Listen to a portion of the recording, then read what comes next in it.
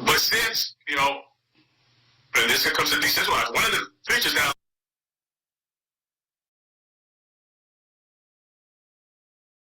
but since,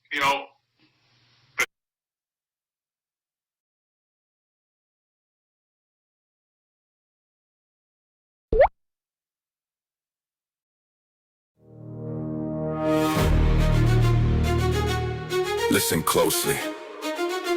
In a world of digital noise, your movement is the only truth that cannot be faked. Your sweat is the signature. Your heartbeat is the ledger. Today, we aren't just burning calories. We are mining potential. Identity. Verified. It's time to submit your data. It's time to show the world. This is the proof of physical activity. Mining the wealth through the harsh liquidity. Check MoveQuest.com. See the balance rise in the heat of the hustle. The legend survives. Move for the riches that money can't buy. For the activity, never say die. The asphalt is my office, the sunrise of my clock. I'm breaking the chains and I'm picking the lock. I don't need a vault, I don't need a key. I'm building the power inside of me. Open the gateway, MoveQuest is the site where the sweat of the morning meets the digital light. The clock is a liar, the pavement is true. The only one chasing your ghost is you. Convert the kinetic, ignite the spark. Leave your signature in the dark. This is the proof of physical activity.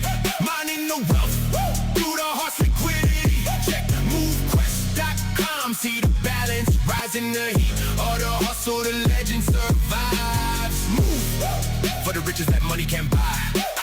Proof of activity, never say die. Your DNA is the blockchain, secure and deep. The rewards are the secrets that the lazy can't keep. Muscles are forging, the iron is hot. I'm taking the trophies the others forgot. It's a high, your life is a long-term play. I'm cashing in the calories starting today. Left foot, move. Right foot, quest. Log the miles, put it to the test. Visit the site, we're building a kingdom that'll never go down. MoveQuest.com. Future is here. This is the proof of physical activity. Mining the wealth through the harsh liquidity. Check MoveQuest.com. See the balance rise in the heat of the hustle. The legend survives. Move for the riches that money can't buy. Proof of activity, never say die. Transaction verified. Health is the currency. Movement is the mandate. Proof of activity.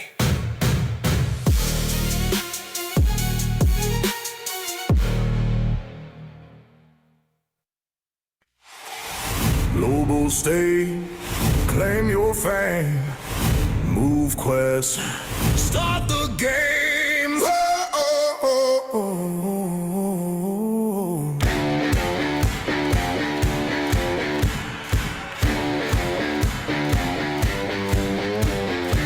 Touchdown, crowd rolls, banners in the sky. All flags, one float, everybody fly. Heart rate, upgrade, engine in my chest. Every step, every rep, going for my bet. Clock tick, sweat drip on the painted lane. No script, just grit, just muscle and brain. I came from the grind, from the long dog miles. Now the world locked in on my profile. Welcome to the MoveQuest games. Turn that MQT for your pain. If you feel that burn in your veins, put your hands up high. MoveQuest games. Every loss, every win, every trial. We were built for the sweat and the strain. The elite are flexing their fire.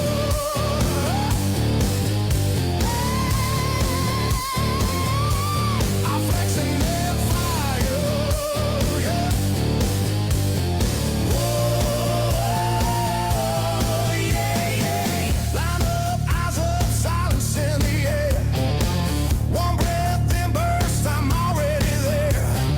Chasing that mark, that record on the wall. Either I rise or I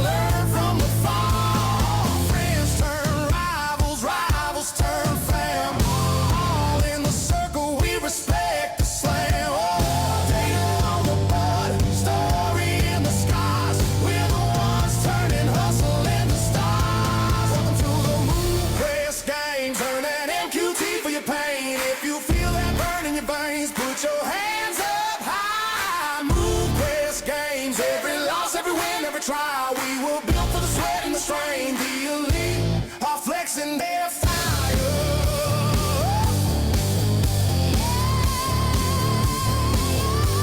Are flexing their fire.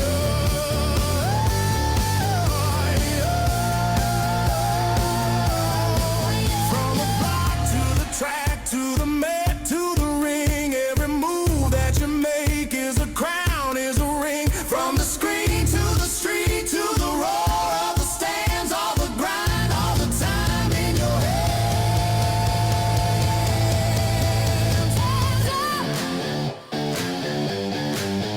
Hands up. Welcome to the MoveQuest game. Turn that MQT for your pain. If you feel that burn in your veins, put your hands up high. MoveQuest games. Every loss, every win, every trial. We were built for the sweat and the strain. The elite are flexing their fire.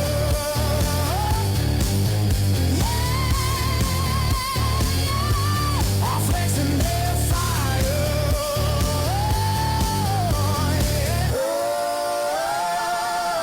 Oh, yeah, yeah, yeah.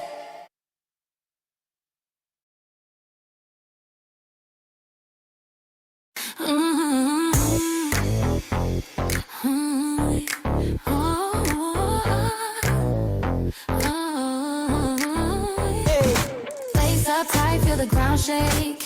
Every step's a dollar I make. Left foot, right foot, it's a game we play. Health and wealth in a single sway. Step by step, watch me climb. Every move I'm cashing time. Run, walk, jump, it's all mine. Get healthy, get wealthy, redefine. Yeah, get healthy, get wealthy. Redefine. What's my currency? No bank in sight. Sunrise to sunset, I own the night. Every stretch, every twist has a price. This grind pays twice, it's paradise. No excuses, no delay. Every motion makes my Yeah, payday. hey, step by step, watch me climb.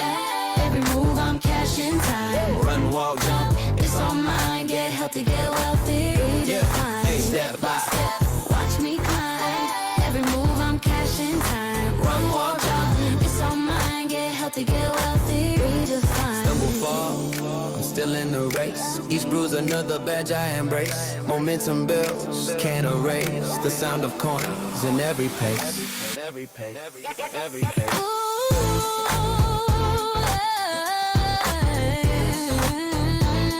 Yeah, from my Get healthy, get wealthy, redefine.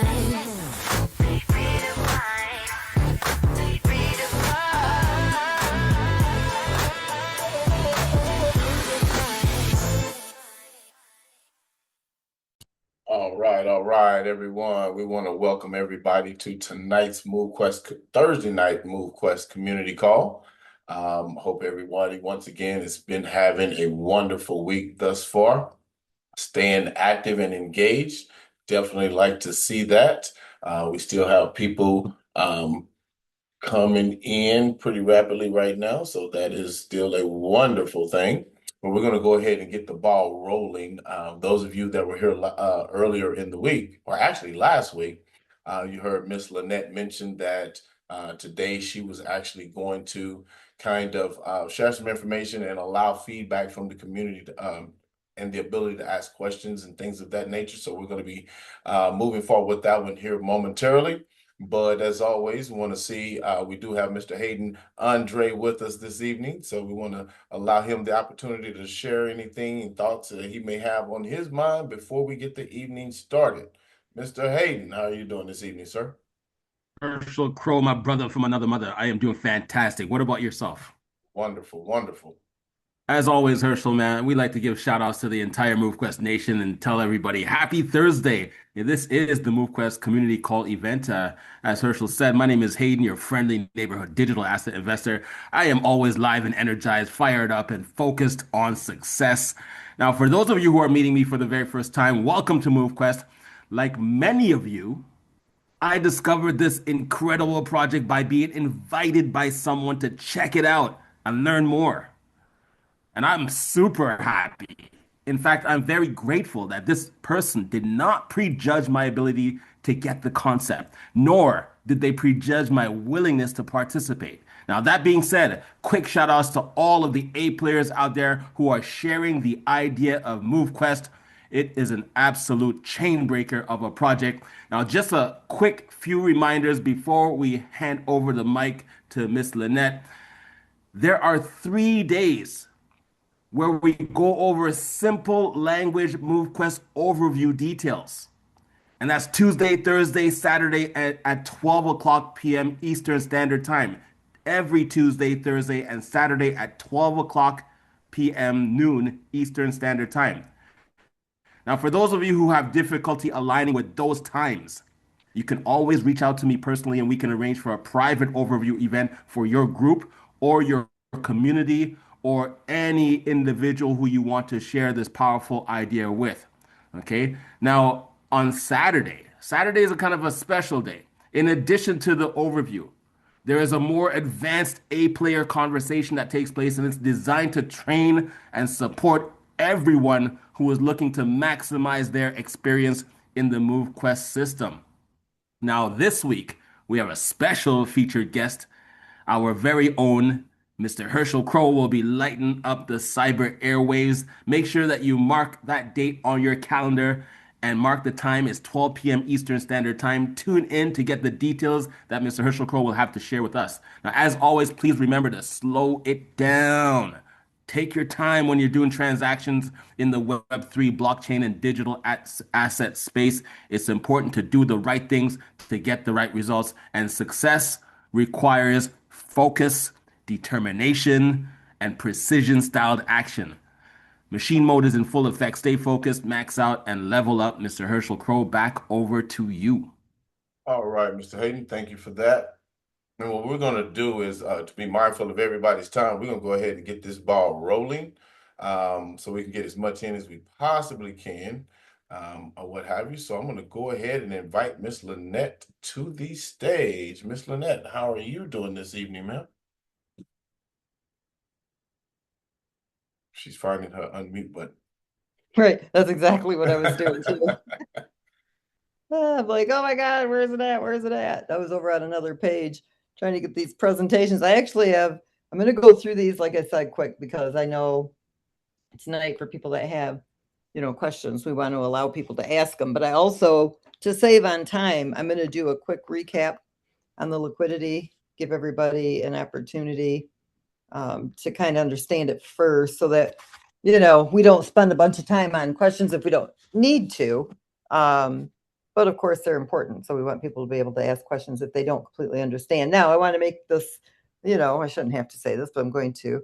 This is not customer support. Okay. That's not what tonight's call is about. So if you can't get your app to do something, or you can't figure this out or figure that out, that's not the question to bring up tonight.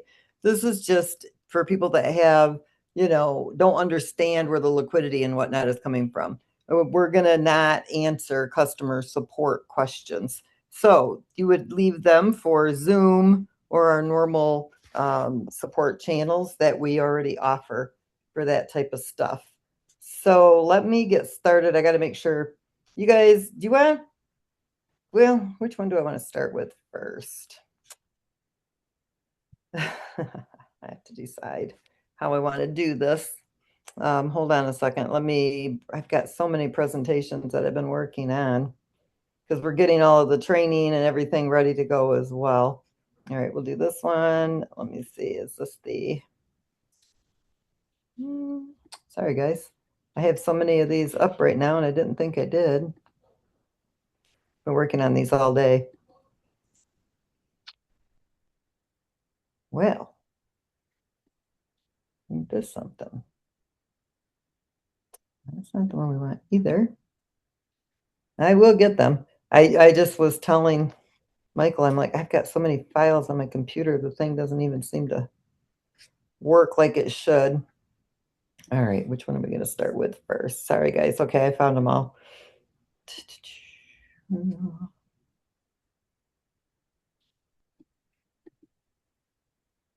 know what? Here's what we're going to do. I'm just going to go open them brand new. I don't have to worry about this.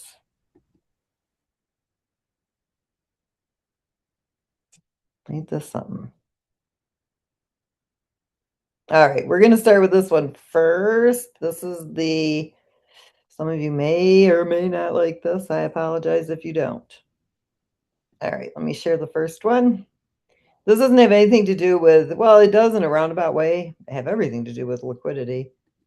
But let's get the tough stuff out of the way.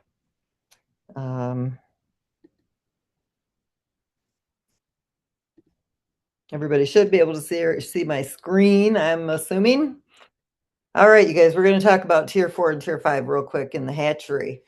And remember, I told you guys I was going to be running numbers and we would see what the algorithm would look like as far as either opening up more of tier 4, which I already knew no on tier 5, to allow more users in the community, or your farmed rewards. But here's what happened when the algorithm was done running out. I run this for 2 to 3 years into the future. We actually are going to be putting a renewal cap on our top tier hatcheries. Now, this makes MoveQuest stronger, and I'm going to explain to you why this matters. I'm going to walk you through the decision we made around the tier 4 and 5 hatcheries. More importantly, why it's going to strengthen the entire MoveQuest ecosystem. The problem: what happens in systems without this, the decision, what we're doing in one line, and the benefit, why the whole community is going to win by this.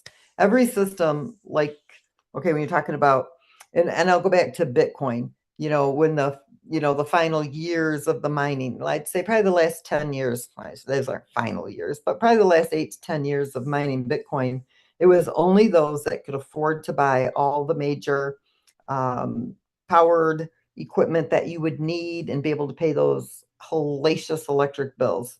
Okay, you have to have protections in place. Bitcoin doesn't, obviously, but they're a blockchain. You can't change that blockchain, even though there's been many upgrades in other forms. MoveQuest is a project, okay? And we are also, you guys remember, this has never been done before. And so when we do see something that could put a kink in the chain, we got to take the kink out of the chain.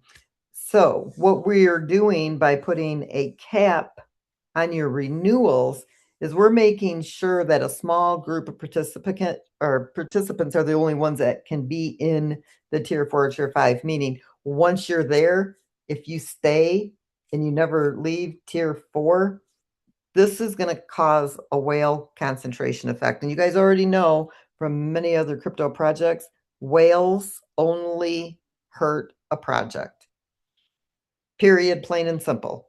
And they always do. They're greedy. They don't care about the community. They don't care about the project. All they care about is getting as much of that money out as they possibly can and moving on to the next. So in plain English, the same few people keep the highest positions and everyone else would stay locked out.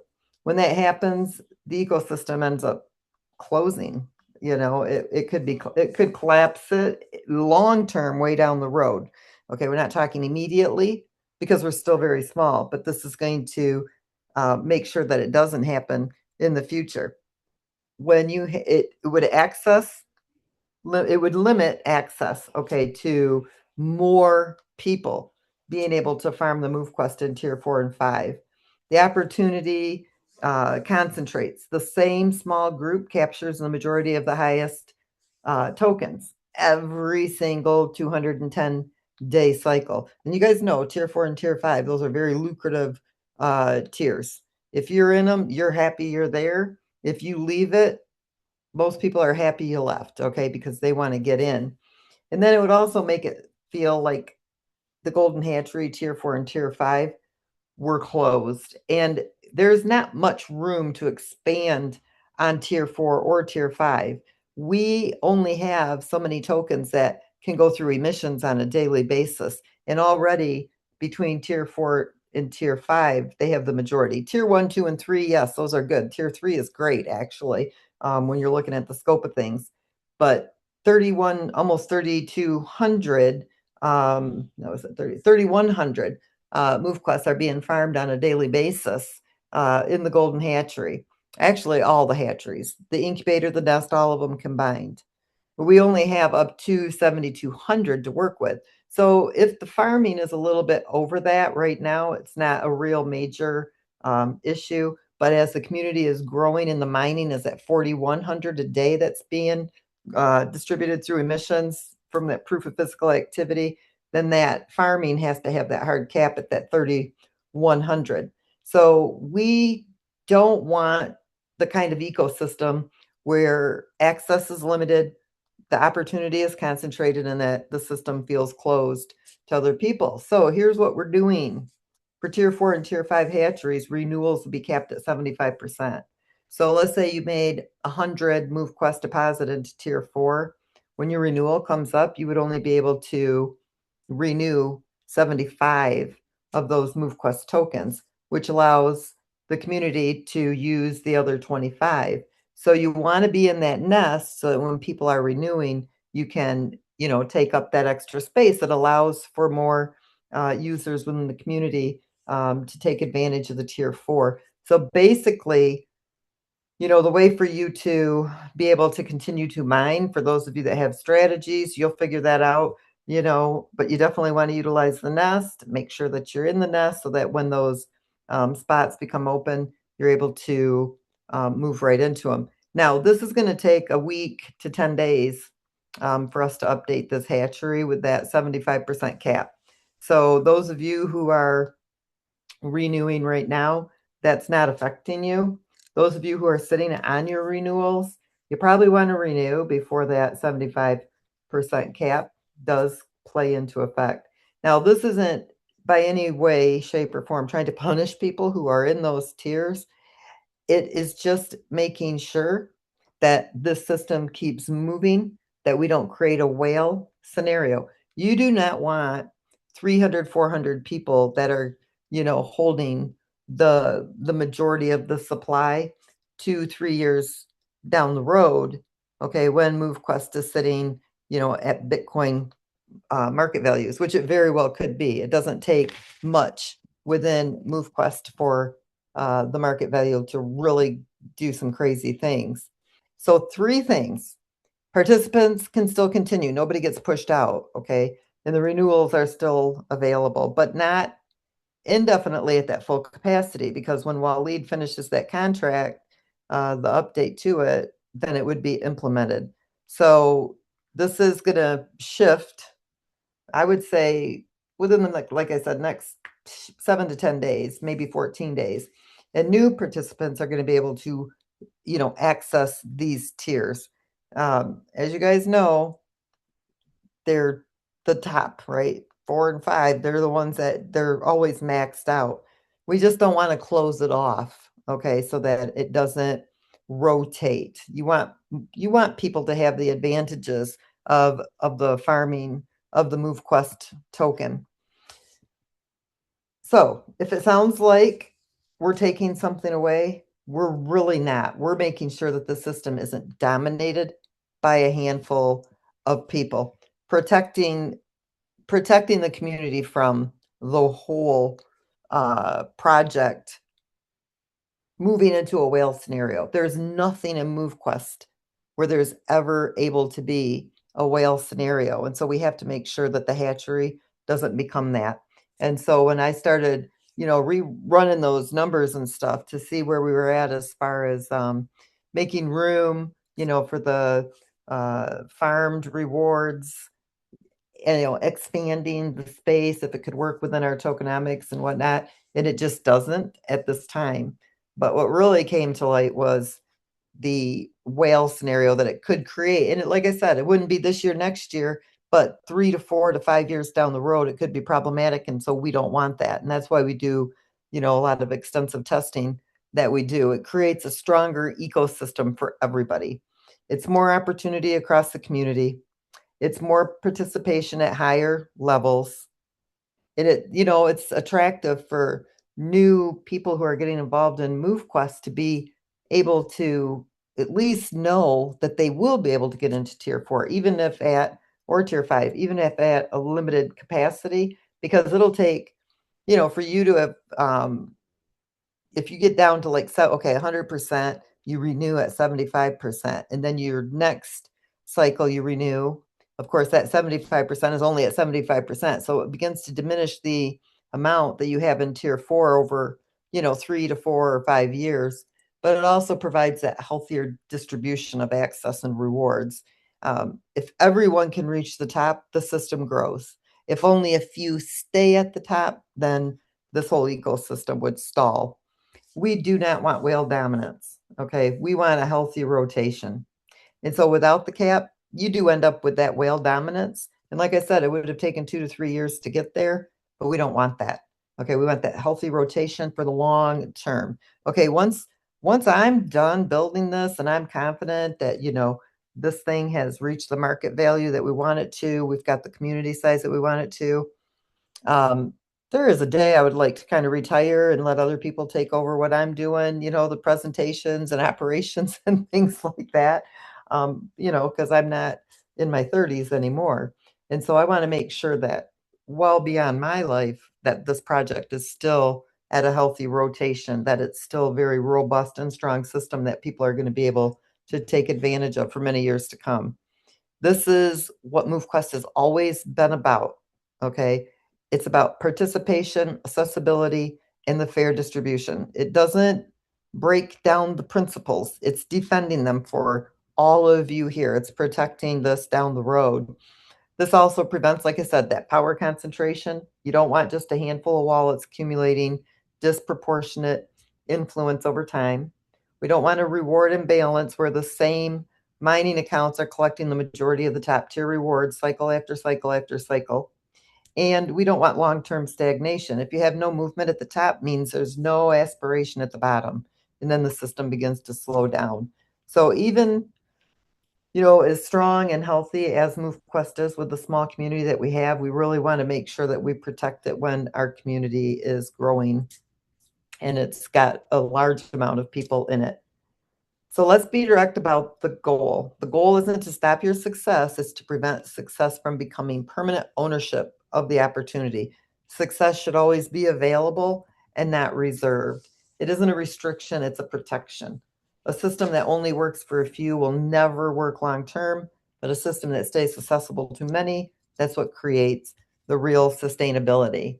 So I just want you guys to understand this. Hopefully, I'm not ruffling feathers, and it doesn't mean that we're not decentralized. I don't have any access to your funds. I got to make that clear. Okay.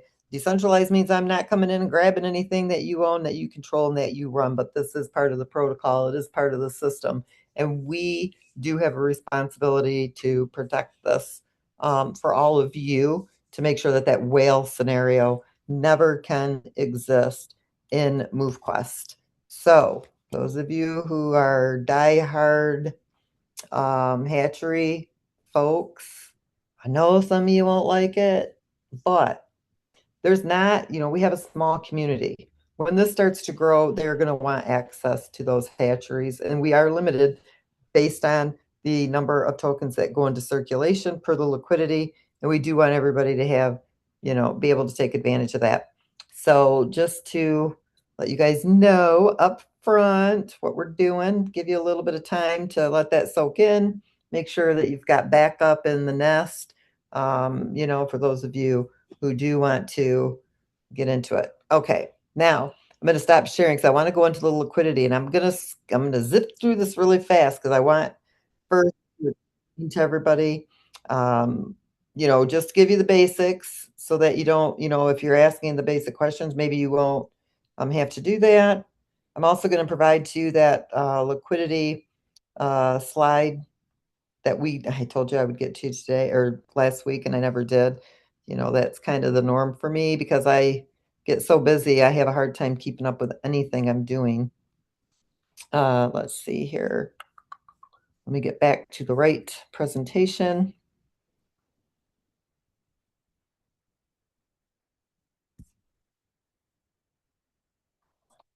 I've got so many on liquidity.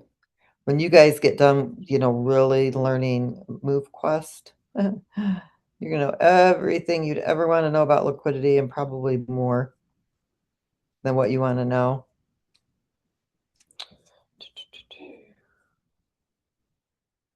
Okay, where is my V2? Sorry, guys. Tell you I got too many of these. Bear with me.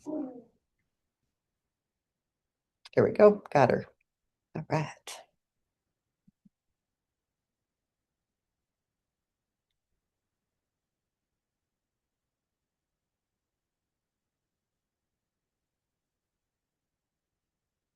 No, I guess that wasn't it. Hold on, you guys. I got to go grab it out of my. Oh, jeez. Okay, this is the one I want right here. Now, is this the PDF? I gave you guys the PDF, I believe. Okay, this is it.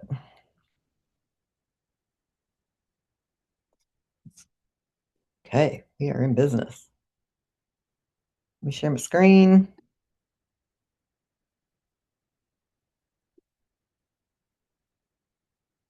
This. Let me get back over. See, it should bring up my last one. All right, and then we'll play this. All right, so tonight I want to go over where liquidity actually comes from. Last week, we went into depth quite a bit on it. So I'm just going to skip through this really quickly, and I'm going to make sure that you guys have copies of these as well.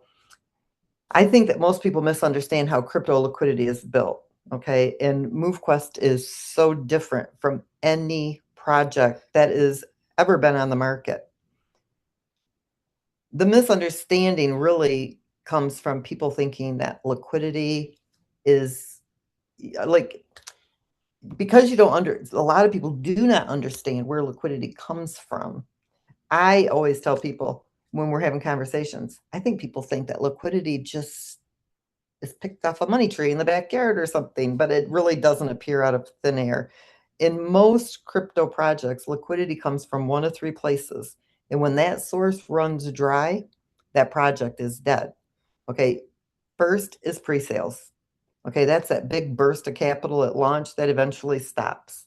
And normally projects do pre-sales to do the development part of their project, not even mostly for liquidity. Now, we had a liquidity raise that all went to the liquidity, and we did it for like, I think a week, maybe two before the token listed, and then it was all deposited as liquidity. Most projects are always looking for that new money, new investors.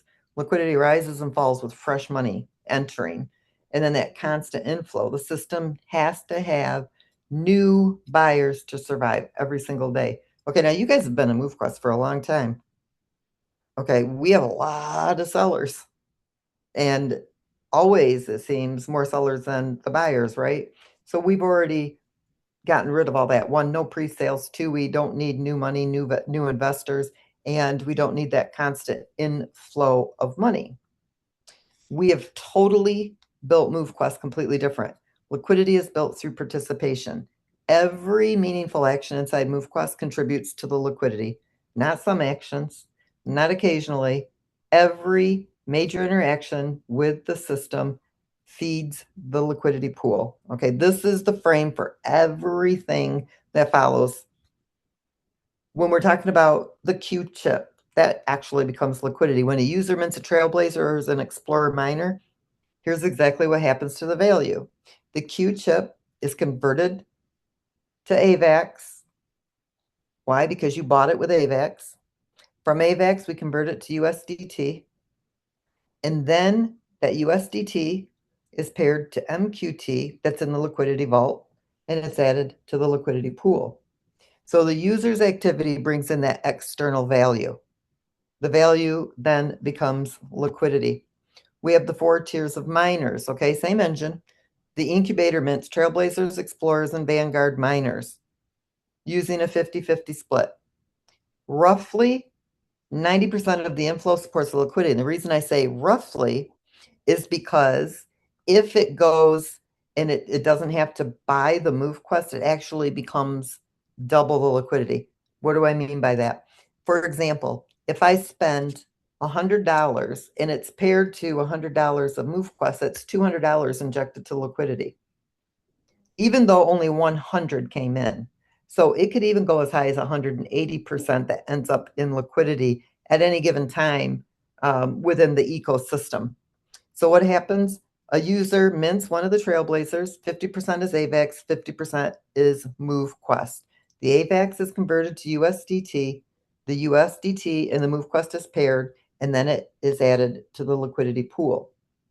Now, in this case, you get the 50% AVAX and 50% MoveQuest, but like in your submissions, you don't. It all comes in AVAX, which is converted to the USDT. Now, if it's taking 100 or 90% of your submission, and then it's going and getting 90% of the MoveQuest, that's 180% liquidity submission. So minting doesn't extract value, it's feeding the system. Every slot expansion adds liquidity. So when users unlock mining dock slots, slots 2 through 10 is unlocked with AVAX, slots 11 through 18 is unlocked with MoveQuest. The AVAX is converted to USDT, paired to the MoveQuest, and added as liquidity. Even performance upgrades feed the pool. MoveQuest spent, when you buy the boosts, you got to buy it with what? With MoveQuest. That is taking it out of circulation and it's depositing it into the ecosystem. Now you have to remember that when this MoveQuest comes in on boosts, the project doesn't get 10% because it's MoveQuest. The project cannot spend or sell the MoveQuest token. So boosts, it's 100% that stays with the ecosystem. We cannot take 10% of MoveQuest because MoveQuest cannot be sold. So when you spend it on a boost, MoveQuest is spent, it's routed to the liquidity system. That means it'll go into the vault, okay, until it can be paired to USDT, and then it's added to the pool. So when you're buying those boosts right now, you're not seeing that being injected into liquidity on that same day if it doesn't have the USDT to add to it. But what it is doing is it's putting in that liquidity vault for future liquidity, and it's 100% contribution to the liquidity. So even your performance upgrades contribute to the liquidity. Upgrading your miner position feeds the system. Okay, evolving your miners requires MoveQuest, same as the boost. It gets redirected back into the liquidity vault for future pairing to USDT for liquidity. Again, project can't get 10% of the MoveQuest because it can't sell the MQT token. So here you end up with 200% injection into liquidity. So when the project has really gotten robust, when the project's community has really, really grown, and it's sitting there with extra USDT, you've got that liquidity vault that's holding all those extra MQTs. So now an ecosystem that is a 90-10 split actually can be 100 to 200%, even higher in liquidity. Your daily activity feeds the pool. Okay, this is where you guys, I think, miss a lot of where the liquidity is. Every proof of physical activity submission, every miner carries this, right? You have to, it's a proof of physical activity submission fee that is for the liquidity. That fee flows right into the liquidity pool. And the more people submitting, the deeper the liquidity gets.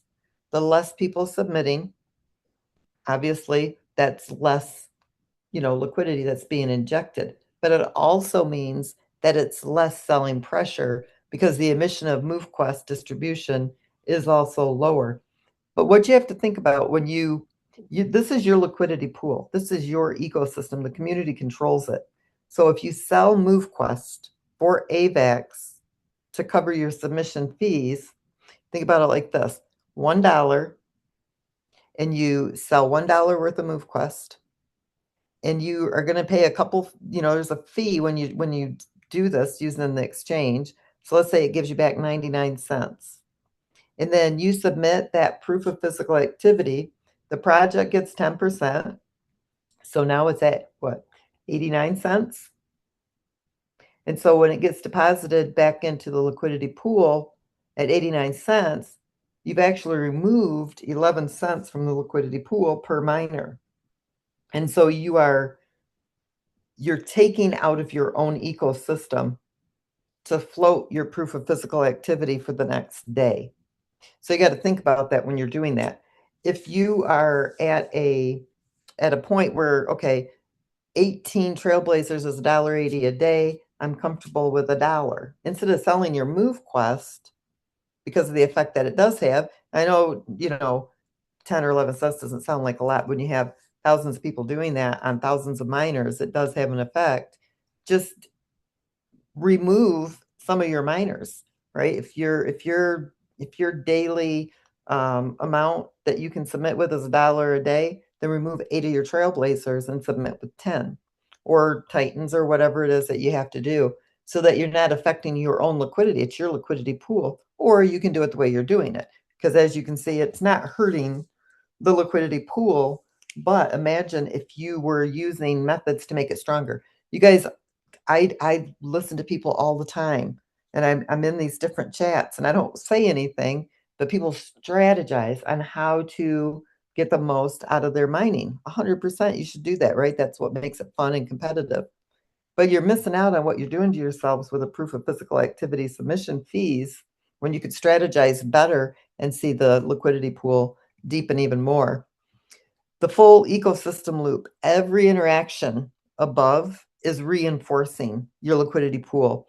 You take your user's activity, that proof of physical activity, the miners, all that good stuff, that's what's producing the mining rewards. And then you got your proof of physical activity fees when you submit it to the blockchain, because that's where it validates your mining rewards. And then the ecosystem will put it into liquidity when the pool reaches certain standards and needs that liquidity injection. Now, as we grow, the liquidity will be to a point where it would just be injected every day, right? At certain times, then goes liquidity, because it won't do market corrections, because the community is large enough and the system is robust enough, the liquidity depth is large enough.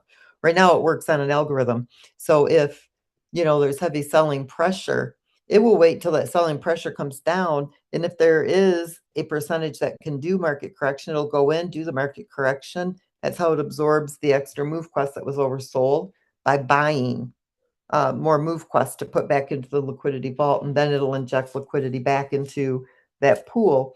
And then when there's a heavy amount of selling, or if the pool looks like it's going to drop below what it can sustain, then it'll put in a heavy liquidity injection, which you guys have all seen. But as this community grows and it becomes more stable, then it doesn't have to worry about, the overselling pressure. It doesn't have to worry about absorbing those tokens for future liquidity. It wants to get the tokens at the lowest market value, just like everybody else does. It doesn't want to buy MoveQuest when it's $100 or $1,000 or $10,000.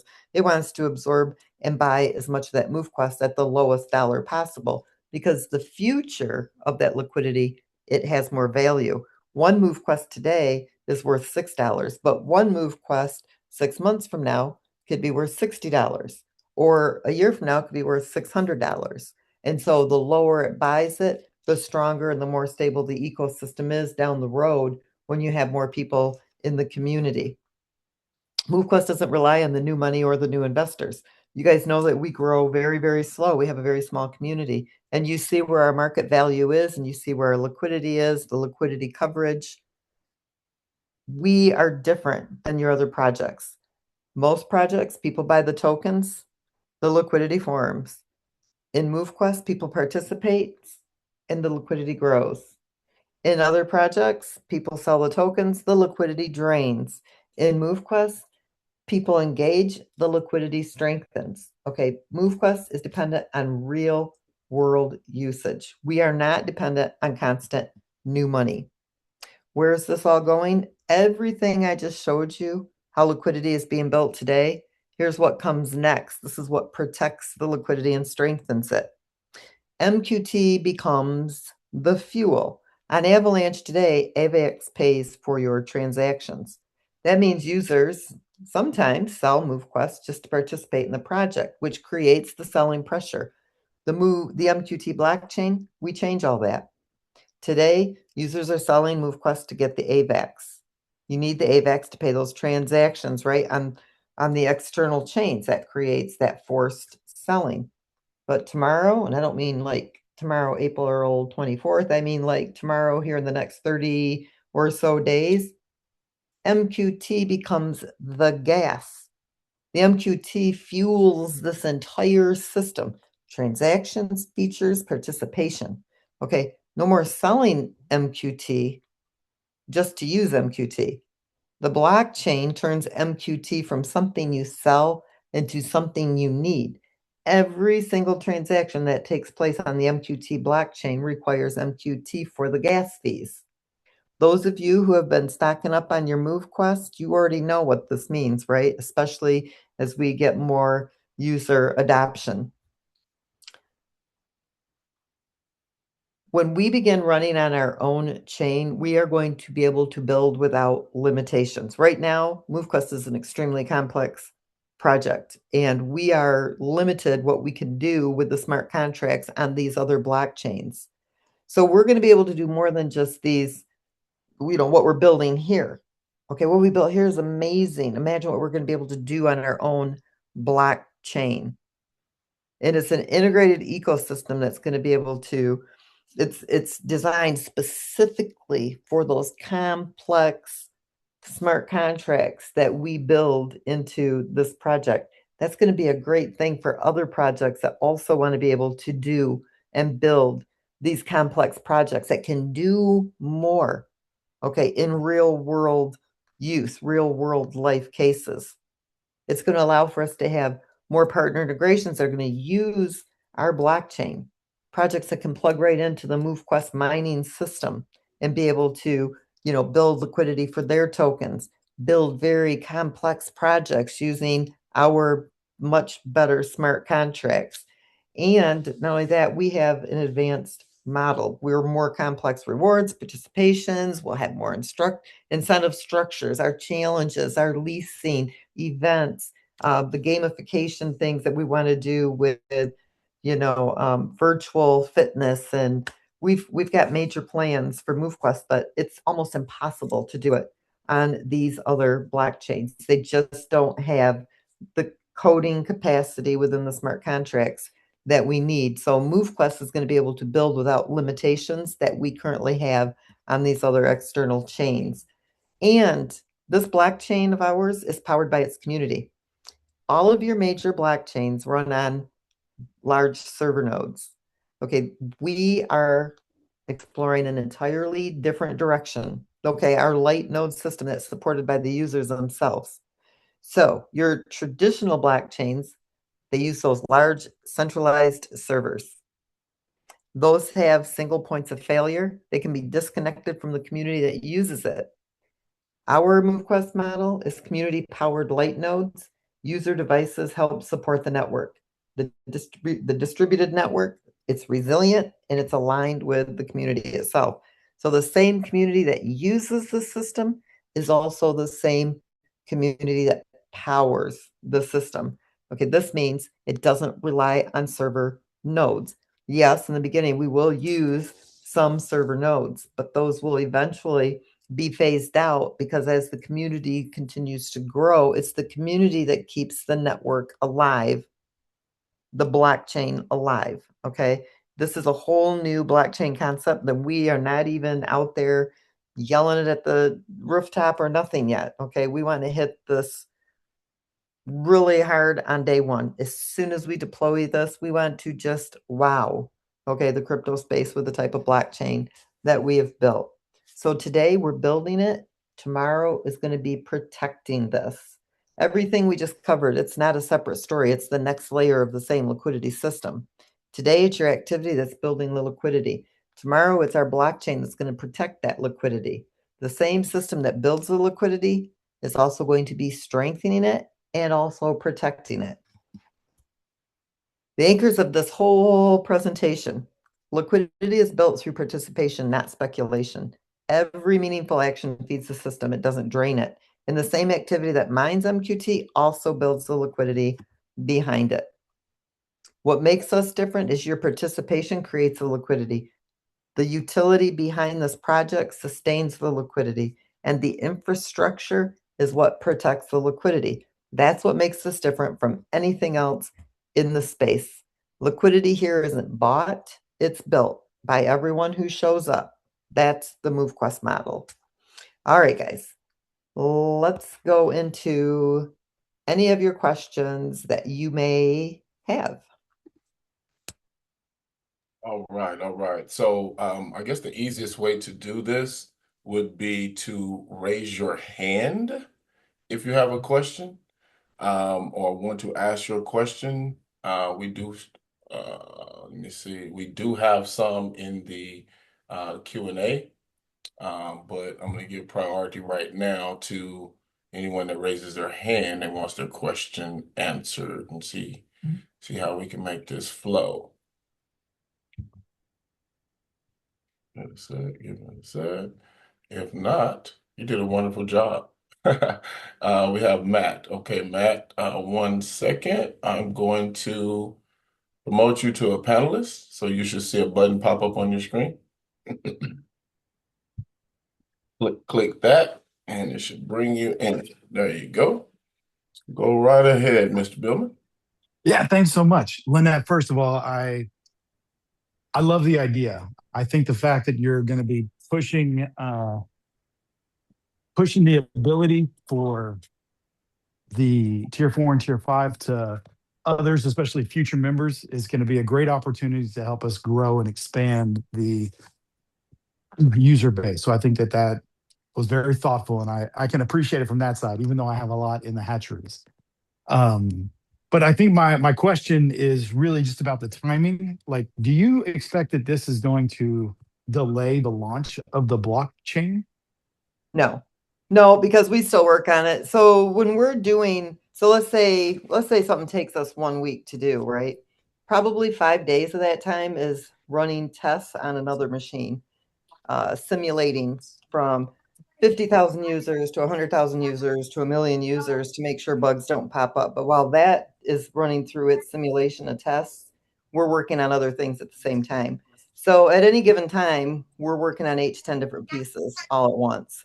And the blockchain really could be deployed right now, but we're still running, our tests on it, and we want to make sure that the light node system, which will be integrated as we go, and it'll be brought up stronger and stronger as time goes on. We still want to make sure that what we've built doesn't not work, right? So I don't foresee that this is going to be delayed at all. If anything, it'll be delayed by just a couple of weeks, and really it doesn't have anything to do with the different pieces that we're finishing up right now. It has more to do with the 2 weeks that we took off really to kind of take care of the ordeal that we went through on Easter. But I would think, and while Lee's here, he can probably answer more to this than I can about delay factor or whatnot. I'm pretty sure he's probably on this call. If he's not, I'll have him come on and he can explain a little bit more. Because he, as you guys know, I kept dropping the hint, blockchain, blockchain, blockchain, blockchain. And he kept going, no, not happening. And then, guess what? I was working on it, but he didn't, I stress him out too, because I'm always wanting to know where we at, what's going on, how's this working, how's that going? So he's been building it for the last 2 years now, where you guys are using it now, on the test net. So I don't see it being any extensive long delay. Okay, thank you very much. And then as you were talking about liquidity, I really appreciate all of those, but I like to kind of think in analogies. Do you think when MQT launches, like the fact that you need to buy MQT to have your gas fees, do you think that's going to work something almost like 401k in the market where it creates constant demand, and Yes. that's going to then just continuously reinforce with these small incremental? And I say that like a person's 401k is de minimis when you look at it for the entire investment, portfolio that is available to you. And so you said yes, so thank you. Sorry. So when I say it diminishes, what will end up happening? So you can hold on to your MQT, right, as long as you want to. The longer that people hold on to it, the higher the market value goes, because it's creating such a high demand and people won't let go of it. So, but those who are letting go of it sooner than what the demand is here for, in my opinion, it's going to diminish it to the point where the market value, and I hope people follow me on this. So let's say I have 1,000 MoveQuest today and I sold 900 of them. As the market value goes up and as the community begins to grow, there's only so much MoveQuest that can go through the mining distribution or the farming distribution. The likelihood of being able to accumulate that 900 that were sold without having to spend more out of your pocket. So in a way, you kind of diminished your value there. But then the 100 that you do have, maybe you sold 900 at $6, but you held on to the 100 until it hit $600. You see what I'm saying? So in that regard, you diminished the amount of MoveQuest that you have, but the market value and the amount that you held in the 100 that you still have, it actually, yes, you lost a lot of value if you were to take 1,000 times 600. But if you still have the 100 times 600, you made a whole lot more versus what you made on the ones that you sold. I know that sounds kind of tongue twisted, but Makes sense. Anything is going to diminish if you sell it early. Like the Bitcoin that's locked in my hard drive that I'll never get my hands on, I will never in a million years be able to accumulate 1,200 Bitcoin again as long as I live. It would be impossible. Maybe not impossible, but it's just not going to happen. I'm not going to spend, the money it would take to get 1,200 Bitcoin. I would make more money spending that same amount of money as I would, in MoveQuest. I could spend a whole lot less in MoveQuest and maybe, recoup that because I do see MoveQuest, the tokenomics, the method behind MoveQuest. This token is going to be on fire one day, right? It's going to surpass. I can tell you that if our community grows, the MoveQuest token is going to surpass probably any token that's on the market right now. And I know people think I'm crazy, but I know how this works. Why? Because I created the system. The scarcity of this token right now is insane. Yes, there are 900,000 sitting in the hatchery. Those tokens, that's why I say we've got a super strong community. When you look at the community who's holding all of those tokens, only a million or so, a million point something tokens has gone out in circulation. In the last year and a half, do you guys realize the community is actually still holding almost all of what was in circulation from mining because the buying and the selling? Yes, many have sold it, but most have been bought back up again. And then on top of that, the economy or the ecosystem is holding over 2 million MoveQuest tokens for future liquidity. So everybody is still in a great position. Even if you're only able to mine, if MoveQuest is at $1,000 and you only mine a quarter of a MoveQuest, you made $250 a day. So it's really, now it's about you guys accumulating as much of it as you possibly can and holding on to it. If you see the vision of MoveQuest that I have in my mind and how it was created. And then even for people down the road, a lot of people say, well, it won't be worth it for it to come in. Well, if I'm only mining, a quarter of a MoveQuest and it's at $1,000, I'm making $250 a day. And if it's at, $2,000 and I'm only mining half of that, I'm still making $250 a day. That's worth it for people, to mine the MoveQuest token. So I know I kind of went way around what your question is, but yeah, it can diminish your supply, if you're selling it. But if I understood your question correctly, hopefully I answered it the way you meant it to be. Yeah. Well, actually, I was trying to say just that we're going to create constant demand with the new blockchain, but I like your response to my question because it actually just helps my brain process and understand this. So Yeah, thanks we've so much already got for. people contacting us going, okay, tell us about this blockchain. How can I build my project on that blockchain? How can I take advantage? And they love the idea that, wow, we get to build our project on your blockchain. We get to take advantage of your mining, offer our token through mining, build our liquidity through mining, build, the demand for our token on this blockchain. Okay, as these projects come in, they'll be pairing their token with our MoveQuest token, which creates, even a broader liquidity pool. So it's going to be very interesting. It's going to be a lot of fun, I think. But yeah, it's going to make that token in demand. Even if the transaction fees are minuscule, that all adds up at the end of the day. And as you grow into 50,000, 100,000, a million, 2 million people using your blockchain, you guys do the math on that. And everybody here has got the same opportunity as we had with Bitcoin and didn't take advantage of it. And I can't say, okay, this is a guarantee. I can only tell you what we've built. And if the community and if people, grab hold of this concept and understand how this is, this thing is going to be unstoppable, and it's going to create, many, many wealthy people.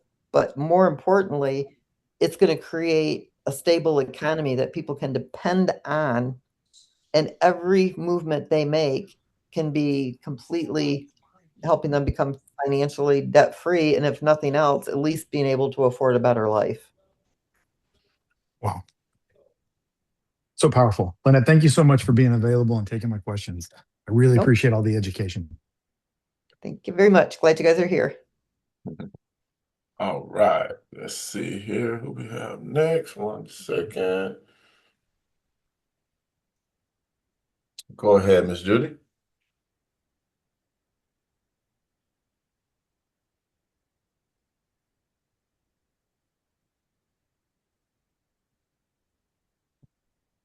Can you hear me okay? Loud and clear. Go right ahead. Okay. Thank you. Real quick, I thank you, Lynette, first of all, for that explanation. It's very, very thorough. And hopefully people should have an understanding of how everything works right now. I have a bit of a question with regards to the app. After the recent updates, I'm finding that the app no longer works on 2 of my devices. And also, I have an issue where I have been trying to claim for 3 days, have submitted, but it's not showing as having submitted after the fact. So I'm thinking it's something to do with my device. We're going to need to have that in a support dialogue. But Hello. on this, we're Okay. keeping those to Yeah. Hello. to liquidity. Hello. Hey, Waleed. Yeah. Hey, No, I Judy. tried Did to you? I tried to go through Yeah. support, but on the Monday, but unfortunately, I sat on hold for half an Let's see. hour, and then Let's see what you- Waleed has to say real quick. But Did you that may be something update we do your? offline. Mhm. Did you update your iPhone CE? I did the one app that we were talking about on the one device, that one was fine. The other ones, before it was, we had 3 devices that worked and 1 that didn't. Well, after we did those switches you spoke of, now I'm down to 2 devices that work and 2 that don't.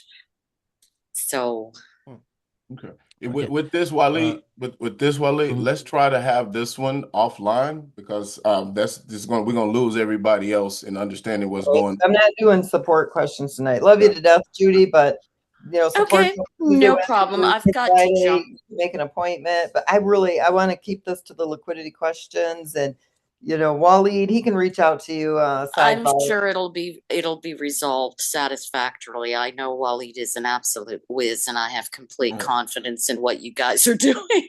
So, Okay. Waleed, I'll would let you you just go. reach out to Judy and help her, since you were trying to help her here, you can help her offline. Sure. Make sure to update your app. We have a new update tonight, so make sure to update your app at the last version. And if you still have issues, we can do that in a private Zoom call. Okay. Yeah, that'll work. And Waleed, go ahead if you would and answer. I believe it was Bill on this last. Was it who was on the call? Billman. Matt Billman. Yeah, and answer on the delay on the blockchain. I don't think we're too delayed on that, are we?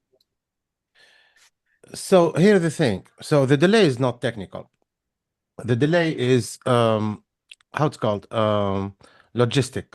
So it's about logistic because besides the blockchain itself, we have the bridging to do. We can go actually live with the blockchain right now, but the MoveQuest won't be bridged with the other blockchains, and the supply won't be 21 million spread across the blockchain. If what I'm saying it makes sense. Second of all, we cannot go live without being listed in at least one exchange and one CEX. And right now, we are doing the test. The tests are about the micronodes or the light nodes, as you call them. And the micronodes are the innovative part of the blockchain. But technically speaking, as a blockchain, and what we did for months right now, I mean, we proved that deploying a blockchain is done. I mean, the MoveQuest testnet right now is a whole blockchain, is an entire blockchain. We made it gasless, just to make it easier for people to make transactions without having gas inside. But that's just a parameter that we adjust on the blockchain itself. So I cannot give a delay. I cannot give a deadline exactly, because we have multiple parts that we need to finish, and this way we can push it live and to the public. So I don't know if it answered the question or No, it not. makes total Lynette. sense. I just wanted to let them know. But so if we are delayed, it's not like we're 6 months to a year in delay. It's just a matter of us being able to wrap up some of the technical, not technical, but the logistical things that we are working on getting done, so that when we do go live, we're ready to pounce. Yeah. And as I said, technically speaking, the blockchain was ready months ago as its own piece. So if you say, do you have a blockchain? Yeah, we have a blockchain, and we've already deployed on the test net. We will deploy it on the main net, and we will change some parameters. But basically, it is the same blockchain, but we have some separated pieces that need to be tested, worked on, especially the innovative pieces on the blockchain. And I mean, a few days ago, Lynette, we were talking about the duration of the block creation on the testnet, and how I needed to test that with virtually millions of users, and that takes time actually to run the test. It takes crazy time to run the test, to stress test the blockchain. With my experience as developer, and I'm going to say that to everybody that want to make a project and is hiring developers, sometimes you can build an app that works just fine until you reach 1,000 users. But when you go above the 1,000 users, it crashes, and it becomes completely obsolete, meaning that it cannot handle more than that, and that crashes businesses. I mean, That's why you we know what I'm stress talking about. test. Yes, that's why we Yeah. stress test this for, hundreds of thousands and millions of users, so that any bug that might arise or any issue that might come up, we can see it before we reach that level. Yeah. So testers take much more time than creating the code itself or developing the product itself. And trust me, you guys, I'm more impatient than any of you combined could be. So, yeah. So poor Waleed, but he is working, and it'll get there very quickly. All right, let's move on to the next question. All right, let me see. Currently, I don't have any other hands raised. There was one, but dropped it down. Let me see.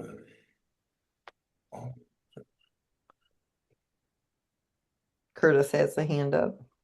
There we go.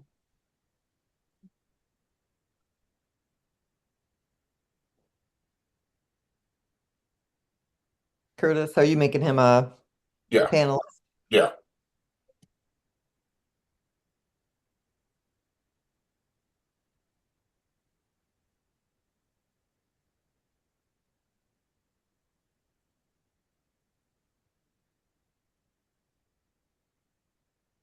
There you go. Can you unmute? Let's see. Yeah. Okay. Can you hear me? Yes. Yep, we can hear you. How are you? Hey, excellent. Glad. Always appreciate the level of detail. I know some people don't appreciate the details, but brief comment and ask a question. I know you were looking for ways to. I don't know. I assume you're not looking, but I've seen many firms online say that they can recover hard drive, and it seemed like it's pretty simple, but the way they describe it is maybe you've looked into all that. I just wanted to bring it up just in case you hadn't. I know you said you're looking like a friend you had at the FBI or something like that. But Yes, and I never did take it to him, and I need to do that. I really do need to do it. I get so busy, and then things get in the way, and But yeah, Yeah. I'll connect with you. We'll Yeah. see. I guess, I look at it like this. If they tell me it could never be retrieved, I lose all that hope and excitement that maybe someday it would be. And if it's just sitting there, I know, well, maybe someday I will get it out of there. So I don't know why I haven't done it yet, but I really need to do that. Okay. Yeah, because every time I hear you bring it up, it's like I looked Yeah. online and say, how easy is it really to get it? But online, they make it seem like it's easy to recover. I don't. Maybe it's much easier than you think. I don't know. I've had it looked at a few times and everybody's Yeah. told me, oh, can't read it, can't get it, can't find it. Okay. Cool. Okay. Cool. But yeah, It, I appreciate that. yeah. Yeah. In regards to liquidity, when I'm trying to explain it, because I absolutely love the level of detail. I'm a detail-oriented person. Like when I'm explaining to people, I like it to make sense fundamentally. And you can correct me if I'm wrong. If the way you describe liquidity, does that mean that Bitcoin does not have enough money to pay everybody the amount of money per person based on the price of Bitcoin? Because I looked at the liquidity and it's like way less than the. Well, what happens is like with Bitcoin being the first protocol, right, or the first blockchain. Mhm. So Bitcoin has got its market value. Here's the thing, there's so much Bitcoin that will never be retrieved. Okay, And right. Bitcoin's got a huge liquidity pool. I mean, Okay. major. And yeah, it would, because as people sell, you see how the market value drops, right? Yeah. And so when people start thinking, "Oh my God, the sky has fallen," they start to get rid of their Bitcoin. The problem with Bitcoin right now is that it's controlled by only a few, really. The Yeah, market like BlackRock had like is, yeah, 800,000 yeah, of them, something like that. Yeah. exactly. I mean, they Mm, decide, and it's more your big, like now your banking institutions are involved in it, futures mhm. are involved. There's so many heavy hands, that we're able to go in and really take up a lot of that Bitcoin that they pretty much control the market value. And that's my personal opinion. But when you've Mhm. got, a handful of the wealthiest that are controlling, the amount of Bitcoin that does, stay in circulation or is sold, you got problems, Yeah. and that's what I think is happening with Bitcoin now. Bitcoin's an amazing coin, and I think everybody should have some Bitcoin, even if it's just a little bit, because I do firmly believe that Bitcoin will hit $1 million, and I think we'll see it in the next, less than 10 years. Because it doesn't, it's got a hard cap, 21 million, just like MoveQuest. Yeah. They're approaching the end. What's going to happen is no Bitcoin will be mined. And so now it just becomes, when it's sold, others will be able to buy it, but no new Bitcoin will ever come into circulation again. And so it's only going to keep driving the market value of Bitcoin higher and higher and higher and higher. So their liquidity depth and all that is perfect. I mean, Bitcoin's got plenty. I talk about it Okay. like there's somebody running Bitcoin, but no, I don't see any worries with Bitcoin at all. I think Bitcoin is super, super solid. The only problem Right. I see with it is that it's managed now by, the wealthiest, Yeah. Yeah. are managing it, but by no Right. means will Bitcoin ever crash and not Right. have value. It's too Because interwoven now. because I was just bringing it up because whenever I'm doing a presentation or explaining to somebody, I try to use Bitcoin. I just like something they're familiar with, or even a person who doesn't know about cryptocurrency. Most times familiar with the name Bitcoin. And Yep. when I get into some of the minutia, just trying to make sure I'm not trying to get too detailed because I know Hayden, they did a little short, I think it's a 73-second or a few minute presentation. But when I'm trying to explain it, I was like going into the detail, trying to walk them through the process when they're brand new to crypto. And some people aren't familiar with mining. And I try to explain to them that the mining process is different than just buying because I might get one MQT, but it may only cost me 6 cent, $2.30 back when the price was higher, but I know it's much less now. But that one MQT goes up in value, and I don't lose value until I sell it. If I choose to sell it at $1, the system acknowledges I'm selling at $1. If I wait to 12, so I'm just going through each step trying to make sure they understand that there's differences. Y'all fix a lot of problems that an MQT would have had you just copied Bitcoin, but y'all solved a lot of those problems with MQT that Bitcoin currently has. Um, and one question about liquidity: if a person had a significant amount of wealth, and they wanted to invest it into MoveQuest, like 7 figures. Would you suggest that, or would you? Well, I know it's not like not financial advice, but if someone brought a large amount of liquidity, cash, and wanted to buy MQT, how would you suggest they do it? If like it was just one 7 figure investment. That is what they would want to do really is, so to go and spend that much money right now would be impossible, right? Because what would happen? There's only 134,000 MoveQuest tokens in the liquidity pool, and the Okay. liquidity pool can only give them what's there. And so they would end up spending 7 figures for that 134,000 or whatever. You know what I mean? Like, because it would drive the market up like to an insane amount.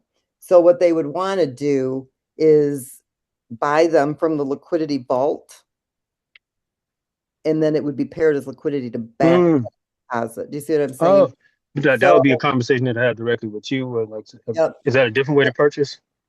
Well, if the only way that it can happen is if it goes in as liquidity. So what would happen? There's a mechanism behind that, because that is one thing that is set up in the liquidity, but it would only go in as liquidity. So let's say you wanted to, let's just make it like, okay, $500,000. What they wanted in the MoveQuest token. The project itself would have to back that with the liquidity, and it would have to go into the liquidity pool so that the person could go buy the rest of the MoveQuest that they wanted from the liquidity without it affecting the liquidity pool, and still being able to back the amount that they purchase. It's a mathematical situation that has to be dealt with to protect the liquidity pool, the community, and the person that wanted to hold that much MoveQuest. Because the liquidity would have to be there for that much to be able to be purchased, if that makes sense.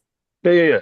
Because I've been, having conversations, trying to. So they would have to. They would become, because we don't. So they could do it one of two ways. They could provide the liquidity themselves if they wanted to, but still, again, there's not enough MoveQuest in circulation for that to make it worth their while. So again, they'd want to do it from the vault, but every single MoveQuest that goes into circulation has to be backed with that liquidity, with that USDT, because the project doesn't sell it. So it is possible to do that, but again, it would be, an ecosystem, and it'd be an ecosystem purchase is what it would be, backed and injected immediately into liquidity. So it's not like he wouldn't get the value, but the ecosystem has to be protected as well, backed by the liquidity, which is a good thing. It protects the community, and it protects the person who is buying that MoveQuest token. For one reason, let's say he wanted to sell it, he'd be able to get the money that he purchased for it, but he wouldn't be able to profit off it right away and hurt the community by doing such a thing. So that would be, so there's mechanisms in place to make sure that that's, protected on both sides, community-wise and the person that wants the MoveQuest. Okay. Well, that's the well. I think that's the well protection you were describing. Yep. Okay. All right. Because what would be the limit up, the lower limit? Well, like 225 or 250,000, or what? I mean, honestly, I wouldn't even, like, if somebody did come to me with that, I would probably tell them no, that they don't really want to do that, because the ecosystem itself drives in that liquidity. Like, it's not even, if somebody wanted to buy a significant amount of MoveQuest and just sit on it, put it in the hatchery, that kind of thing. I would just utilize the system, because the ecosystem's liquidity, it grows with the community. And if somebody was to buy that many MoveQuest tokens, I mean, I would have to look at the math on it and even see if, because there's only a percentage that can go out that way anyway. If the system would even kick that out and allow it to even happen, I have to run the math on it and see. I don't know if we got a community to support that much MoveQuest being purchased, because it can't go over, what's in the wall. So everything is like got this mathematics that runs behind it. There's over 2 million of the MoveQuest tokens in the vault right now, but there's only about 600,000 of them that's been purchased by the ecosystem. So I know that in the algorithm, it can't take out of what's been not mined, right? Because the ecosystem didn't support what's not mined. it could only take what has been bought by the ecosystem and then injected. And I don't even know what that dollar value would be based on how much is in there. I'd have to run all that if somebody was serious about it. So there's a percentage of them that's even able to be purchased, from the ecosystem itself. And again, like I said, then the ecosystem has to back it with the liquidity. So I don't even, the MoveQuest project itself is super solid, and a person really doesn't have to spend 7 figures on the token to become like silly rich, right, from it. So I would rather, like, if somebody was really inquiring about that, is to give them, like, run the numbers so they see it.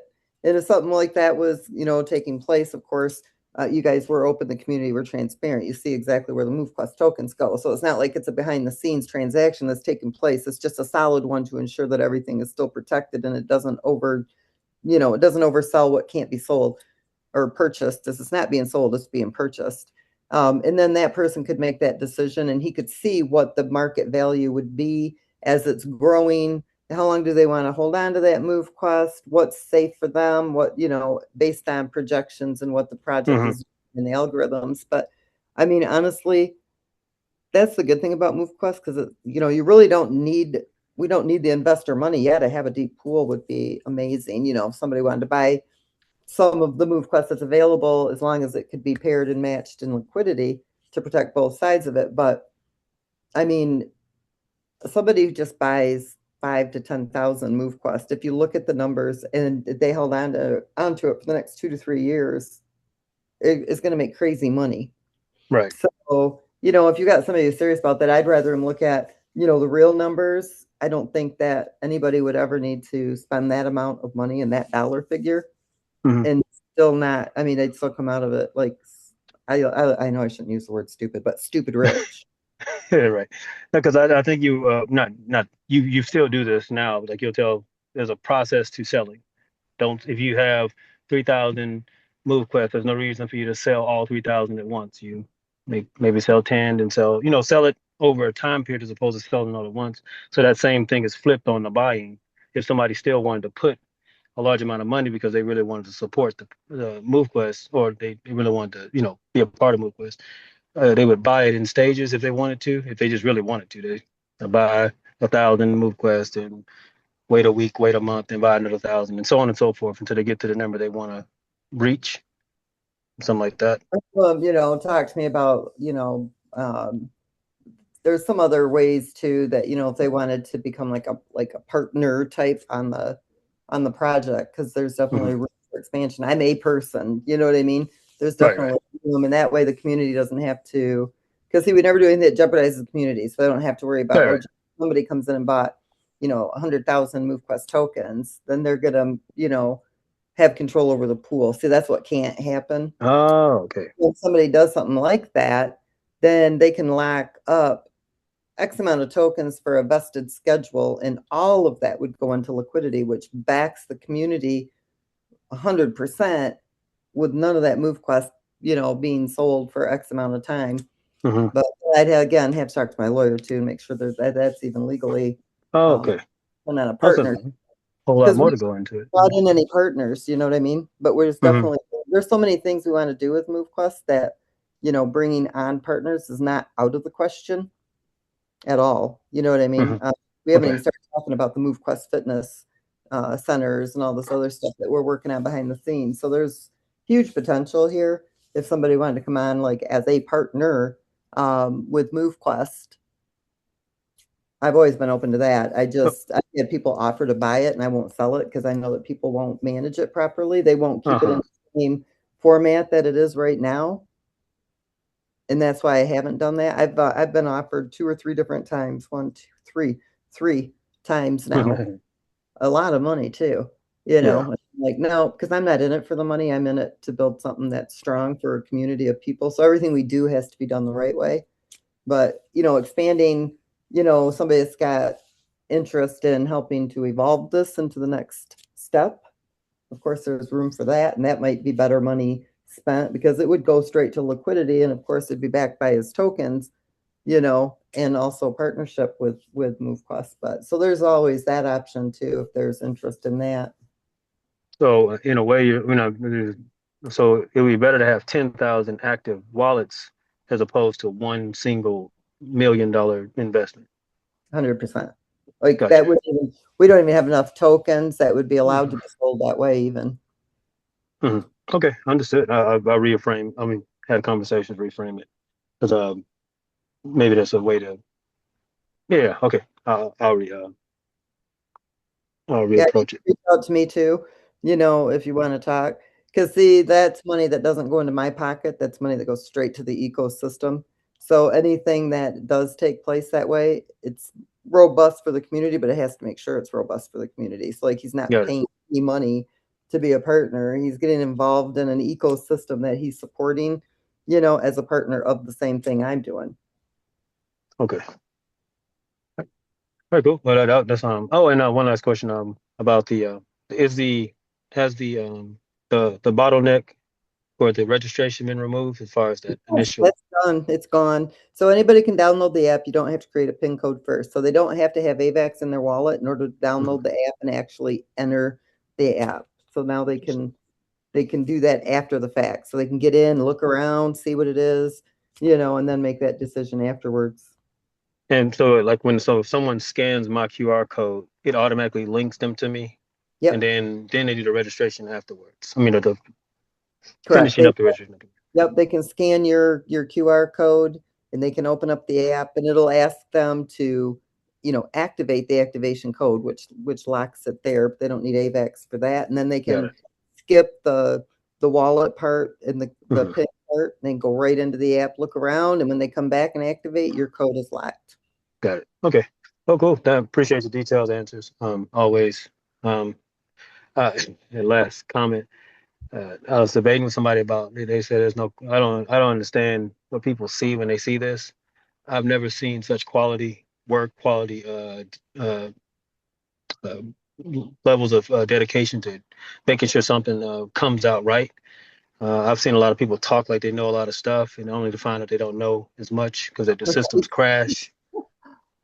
Yeah. I have no clue what people, negative people who say y'all aren't working every single moment to make sure this thing is the best thing on the market. I just don't. I can't see it from other people's eyes. I don't know what they're seeing. They say silly stuff. I'm like, you want Understand, fast food or you want the best meal in the city? What are you talking about? I don't get it. right? But That's why I know like this will just take off overnight, one night. Like everybody can go, whoa, what just happened? Because we've already yeah, been here 4 years.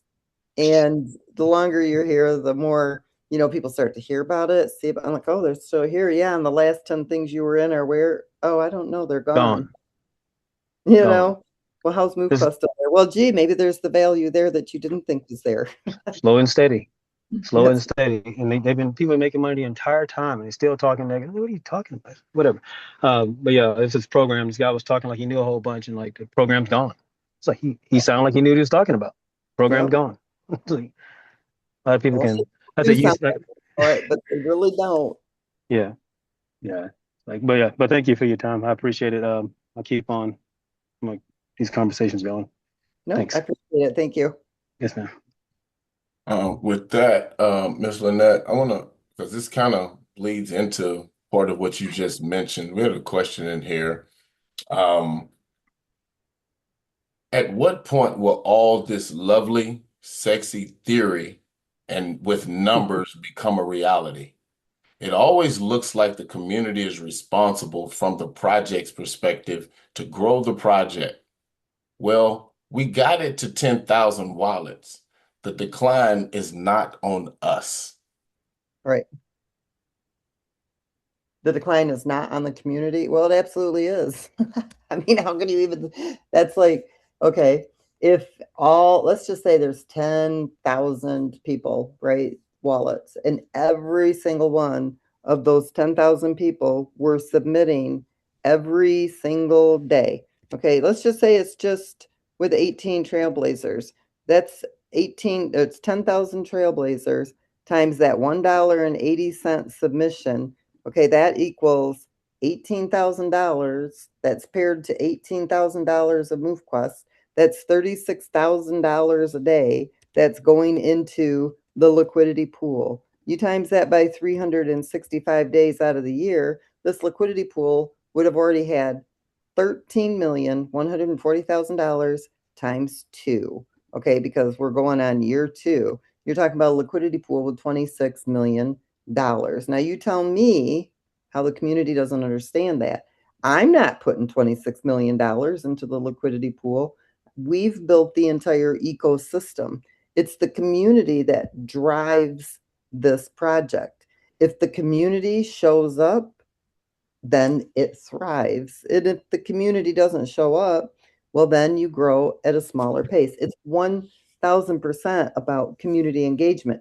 This isn't about new investors. This isn't about new money pumping in. It doesn't rely on the new users. It doesn't rely on the money being pumped in. If 80% of the community is not submitting, then 20% of the community who is submitting is still got a stable ecosystem. You show me one project that's got 2,000 people that are actively engaged in it that has a market value of $6. You show me one that's got a market value above 10 cents. Okay, I'll make it easy. You go find me one project that's got less than 5,000 users that are engaged on a day-to-day basis, and they've got a token that's got a value of 10 cents or more. Just bring me back one. Okay, this is completely community driven. The community doesn't understand that once you're engaged, if you stay engaged, this project would shoot through the roof. You don't need 1 million people. The 10,000 people that we have that are holding the MoveQuest token that have miners, if they were submitting every single day, that liquidity pool would be so advanced. Like Curtis talking about a person that, may want to come in and, get involved at a 7-figure level. The liquidity pool would have the depth in it for somebody to come in and be able to do that without hurting the liquidity. This community is what drives this project. Plain and simple. It's a community driven project. It's not an investor driven project. It's not a new influx of money driven project. It's not a get rich quick. It is community driven. The community shows up, the project thrives, plain and simple. So, yeah, it is on the community. This is a community driven project, and a lot of the community doesn't understand that. Your money stays with the project, you guys. You're not putting money in my pocket. You're putting money into your own ecosystem. And as soon as the people that have been here, that have got miners, understand that, then the light bulb will come on. I could get it, if I'm taking 90% of every transaction fee and Waleed and I are off sipping on bonbons somewhere or cocktails on our own private island, yeah, you got a reason to think that this isn't, done by the community. 90% stays with you in your own ecosystem. How do you not see that? Yes, this is community driven. And I'm sorry if you don't like to hear it, but that is the bare bone facts. 90% of everything you spend in this ecosystem stays with the ecosystem. So yes, it's community driven. Plain and simple. Perfect. Perfect. Waleed, this is a question I guess you can probably add some insight into, and it's in reference to something you mentioned earlier. Person asked, wouldn't a burn and mint instead of a traditional bridge for the MQT on the different blockchains be more secure? Something similar to, I'm not familiar with this project, but Quant Overledger Protocol? Yeah, basically the system is a burn and mint. Yeah. That is But what So we're the doing. bridging, yeah, it will be a burn and mint, but it will be an internal burn and mint because previously in another Zoom, I think there was a Q&A question asked to use a specific type of burn and mint relying on a third party, which we will never do. And yeah, basically it's a burn and mint. I mean, the result at the end should be that when you do the sum of all the total supply of the MQT on all the blockchains, when you do the sum, you should find 21 millions. And that's a burn and mint, meaning that we have a loop, which is which is how it's called, which is a interval where we check over all the blockchains and the liquidity pools, and we burn and mint in the way that we would always have 21 million on all the blockchains.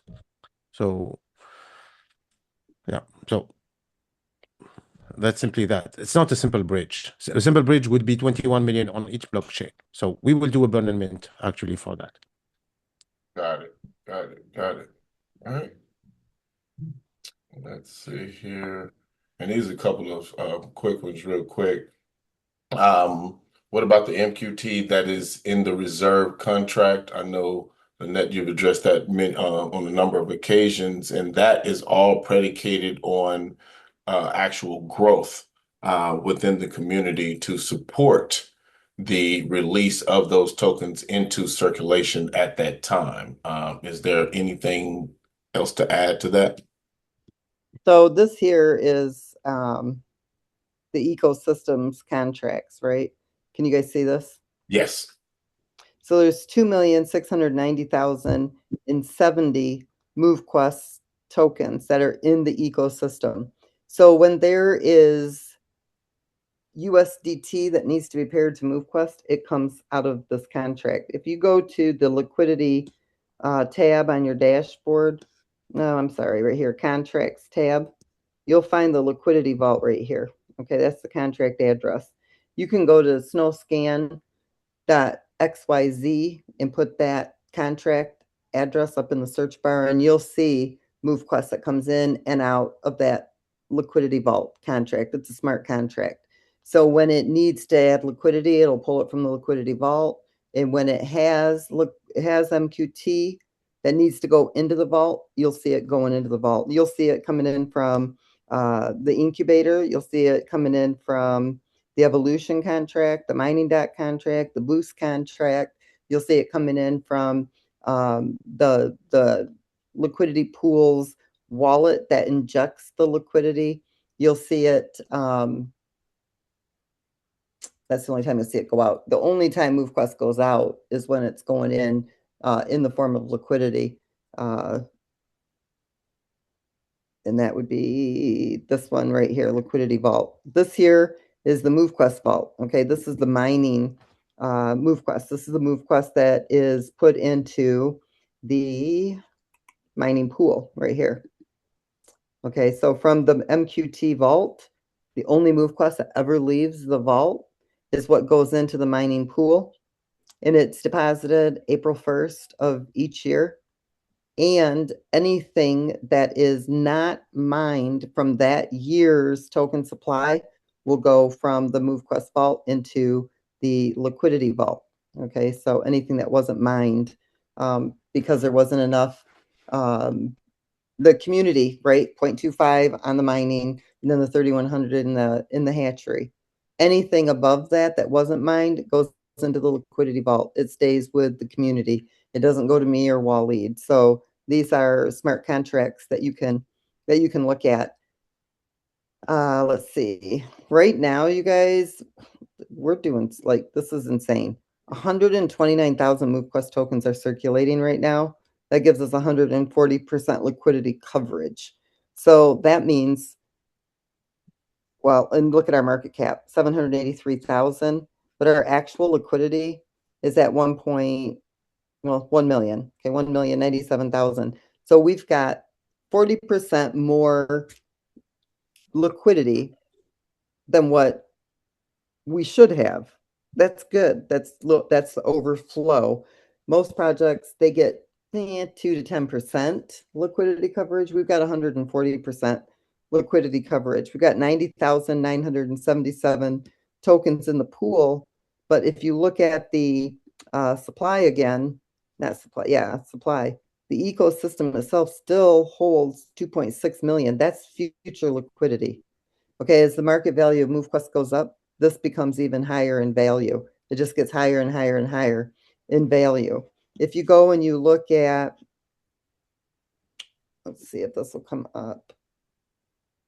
Oh, this is what I was going to tell you guys too. So there's like 18 years left for Bitcoin, right, to be mined. And right now, I believe this year Bitcoin is mining 450 a day from when they started 7,200 a day. And each year not each year, every 4 years that drops. So it'll go from 450 to 225. And then 4 years later, it's going to be 113 per day. That's going to be able to be mined of Bitcoin down to its last 4 years where it's only 28 Bitcoin a day. So in answer to where we were talking about Bitcoin and its value, eventually, the amount of new Bitcoin that can come into circulation is decreasing, heavily decreasing, to where there won't be any new Bitcoin mined, and then it's just going to be what's in circulation that's going to be bought and sold. MoveQuest, just to give you guys an idea, MoveQuest last year, 928,500 MoveQuest is what was mined. This is what was returned to the liquidity vault, 1,699,000, because last year, from August 1st to August 1st of 2025, no, August 1st of 2024 to August 1st of 2025, if the community was large enough, we would have been able to mine 2,628,000. So what we did mine was 928,500. If you come back over here, whoops, not here. Let me come back over here. And you look at the hatcheries. I want to look at supply. Where's the hatcheries? Right here. 903,825. You guys think about this. The tokens that were mined in the first year, 928,000. Okay, that's only 25,000 more than what's being held in the hatcheries. And I don't know what the number is so far that's been mined this year, but it's much less because of the dynamic mining. And then you've got 130,000. So there's like a little over 1 million MoveQuest tokens that the community is holding. And that's almost everything that's been mined. That tells you something. So even with all the buying and the selling, the community is still holding what they've mined.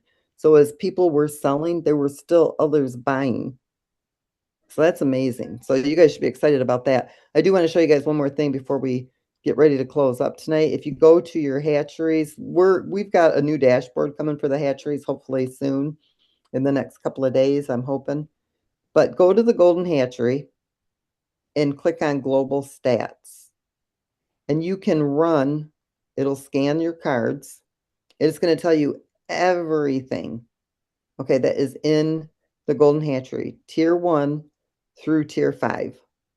Okay, this is available to you on chain. We're just making it available to you on the dashboard where you guys can access it easier, because most people don't know how to go and get this information out of the smart contracts.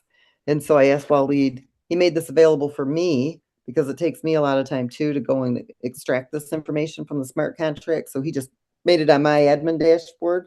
And I told him, I said, well, let's make it available to the whole community, because then you guys can see everything. I mean, we are very transparent when it comes to this project. You can export this CSV file, and I'll show you what it's going to give you real quick because I exported it yesterday. It's going to give you this right here, okay? This entire file. This is the wallet address that is in the hatchery. It gives you the start date, that's that round date, when it's going to end, claimed or mature, Tier 3, how many days, the tier rate, okay, that's like I think it's times, I can't remember what it is, but it's 0.15, whatever the value is for that tier. The deposit, which is 18, I think 18 decimals. Anyway, it's going to let you know here if they claimed it. Yes, they did. Ignore the merged and the imported. It doesn't have any, there's nothing there. Did they renew? No, they didn't renew. They claimed it. So here, they matured. They didn't renew. That means they claimed it. And you can organize these files on your CSV. Let's say you want to know by tier. Okay, so you just come over to the column, bring it down, sort ascending. I'm going to sort it by ascending. Now it tells me all of them, Tier 1. And you can see everything. Do you want to see it by whether they claimed? You just come down here, sort ascending. Okay, it'll show you all the ones that claimed their hatchery cards. And if you go all the way down, these are the ones that have not matured yet, so they're still sitting there. If they do renew, they just won't be on the list. They'll disappear. Now what I'm going to do is show you over here too. Let's look down here. If you take away, let's say that's the MQT deposit, that's the MQT plus the rewards. This is just the cards that are expiring. You can look at this graph and it'll tell you there's 178 cards that are going to expire on April 28th. Okay, if you don't want to see that, but you want to see MoveQuest deposit plus reward projected, you can look here and it will tell you the amount of MoveQuest on May 28th is 1,009 MoveQuest. Or is that 61? I can't even see. I can put my glasses on. 61,000 MoveQuest. Yep, 61,000 MoveQuest. So you can see on these days, these are the peak days. That's when the higher amount of the MoveQuest was going in or out. Okay, this will tell you here 17,000. That's the deposit plus the reward. As you get down here, they start to be a little bit less, 1,200, 1,024. But you can look at all this stuff. MoveQuest deposit, you can get rid of that. You can look and see May 28th or May 26th, the deposit. Well, that date don't make no sense, Waleed.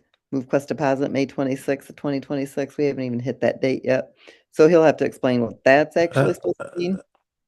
It's simple. It tells you the amount that the user deposit right there. So let's say I've deposited before, like 222 days before, I've deposited 100 MQT, but when that's this value.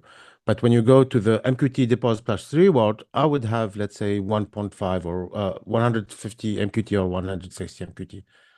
So it's not a prediction of deposit. It's basically how much the cards that will expire that day are holding in deposit row, not Okay. with That makes the sense. reward. So on May 26th, 36,000 could be renewed that had been previously deposited. Okay, that makes sense. I'm looking at this going, we haven't even hit May 26th. I don't even know what you're doing with this chart.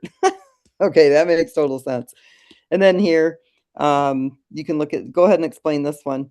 If I take this off, okay, that is tier 4. I already taken this off. Tier 5, tier 3. How come this isn't working now?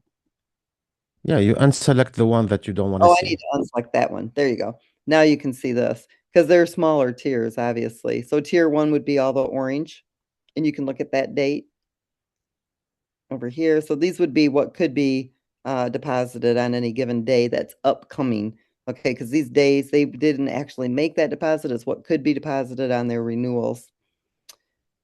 Let's see. Then you guys can play with these graphs and see what it looks. This is one I really wanted to show you. This shows you show past days. This will show you the days that have passed. Okay, 2 cards. If they're not over here, so like here 2, they're still in here. They haven't been renewed because they're still showing. 1 hasn't been renewed. This is how you can see what's sitting there that hasn't been renewed.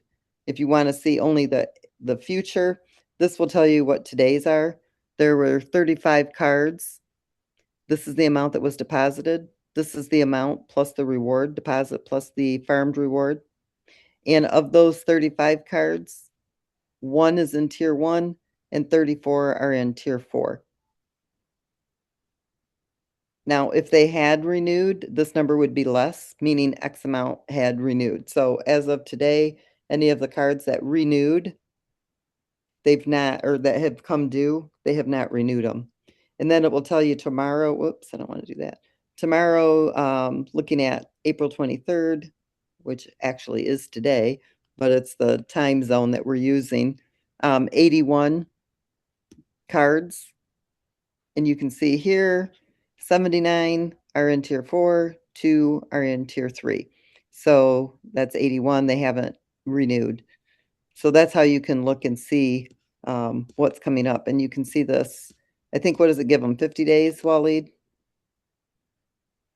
It gives a bunch of days. I don't Oh, remember all the way to exactly March how 7th, much. 2027. So it gives you all of them. Okay, good. All right. I don't know why I thought it was 50 days. So that gives you guys a lot of the stats if you want to see it. You can cut this down. Sorry, I'm flopping around. Let's say you just want tier 5, right? You can come here. You can uncheck those, and this will show you when tier 5, and none of them, right, are due until, let's come down here.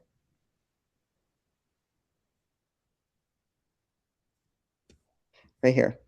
So the first cards of tier 5 would be December 26th of 2026. There'll be 506 of those cards. And just to answer the question, this has been floating around. Somebody had made a comment, I guess, and it gets back to me. And I always like to address things if necessary. Just so everybody knows, when tier 5 opened, we gave everybody the exact time that it would open. You can go to the blockchain and you can look. There was no special treatment.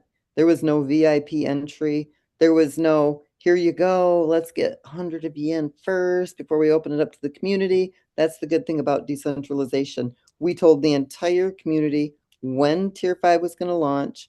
We told everybody weeks in advance, and there was no special treatment. There was no hurry, get in first, and then we'll let anybody else in after. It doesn't work like that. The minute that it went on the blockchain was the same time that everybody got access to it.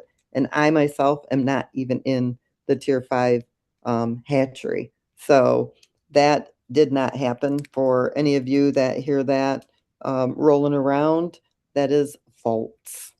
Didn't happen.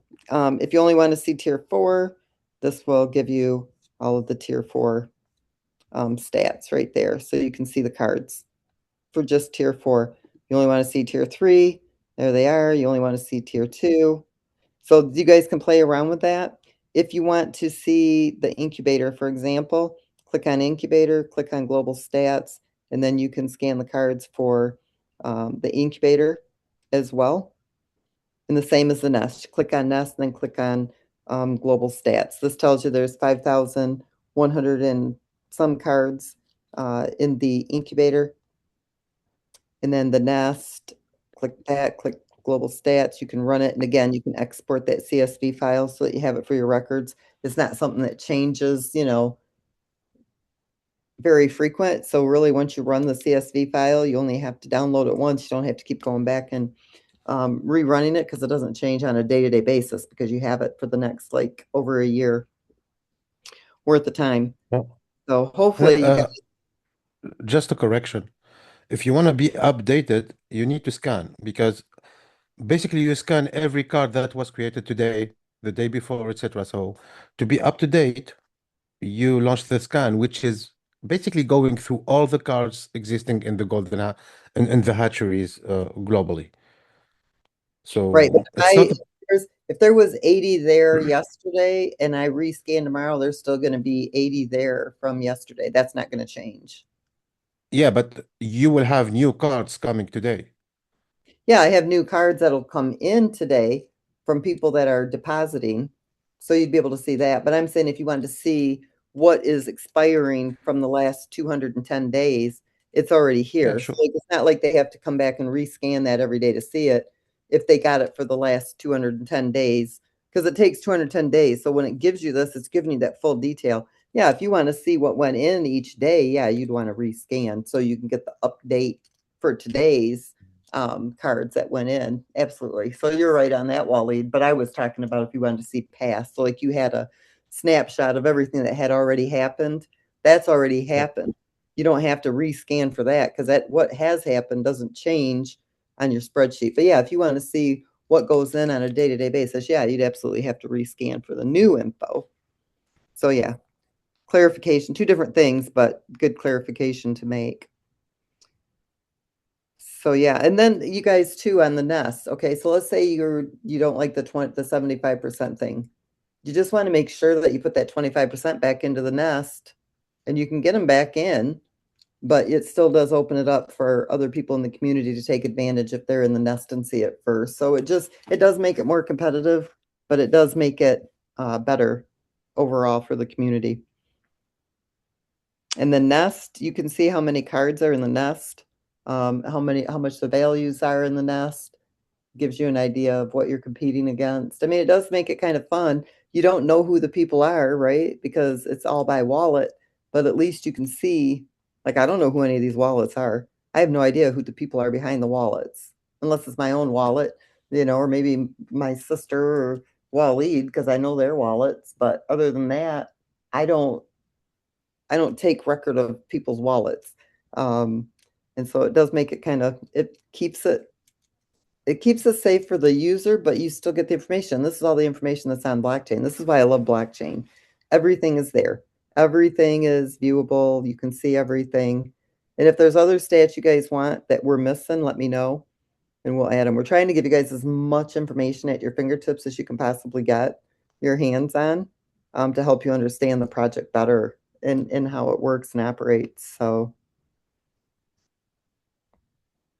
do you have anything else to add to that, Waleed?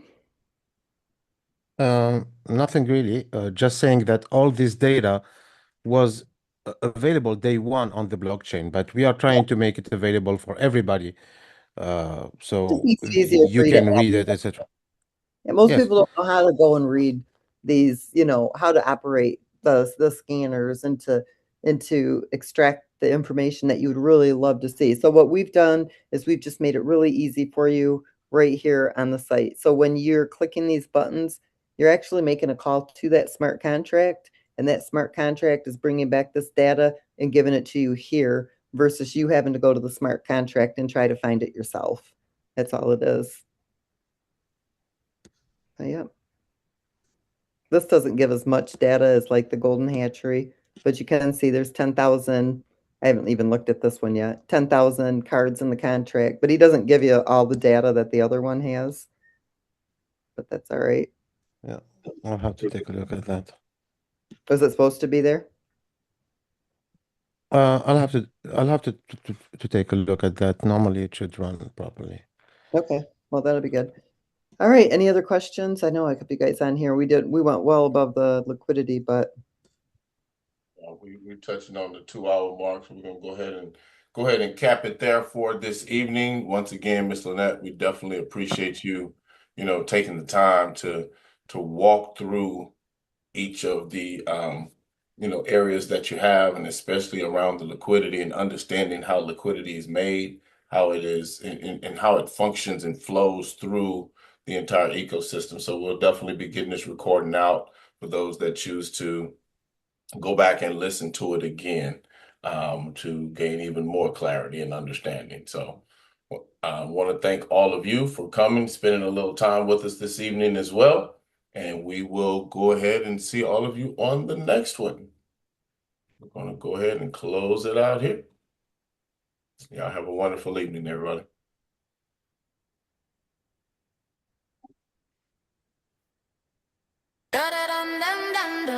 Wake it up, lace it up,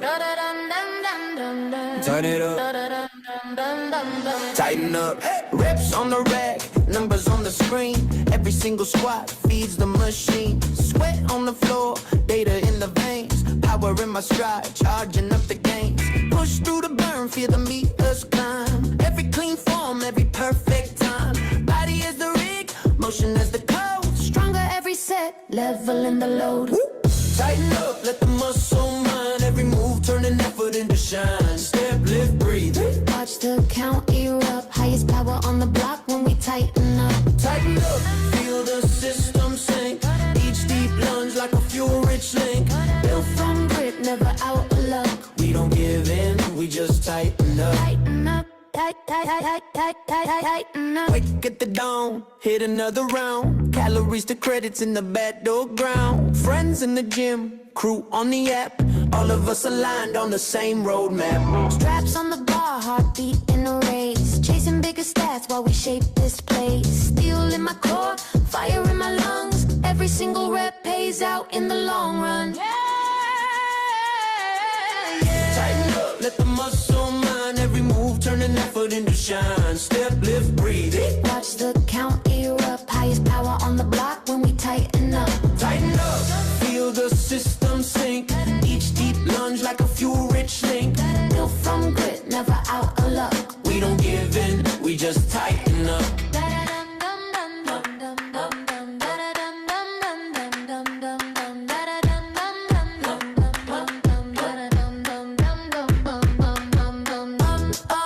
Stack that strength. Go the length. Earn that crown. Tighten up. We don't power down. Hey! Tighten up, let the muscle mind. Every move turn an effort into shine. Step, lift, breathe. Watch the count erupt. Highest power on the block when we tighten up. Tighten up, feel the system sink. Each deep lunge like a fuel-rich link. Built from just tighten up. Tighten up, tighten up.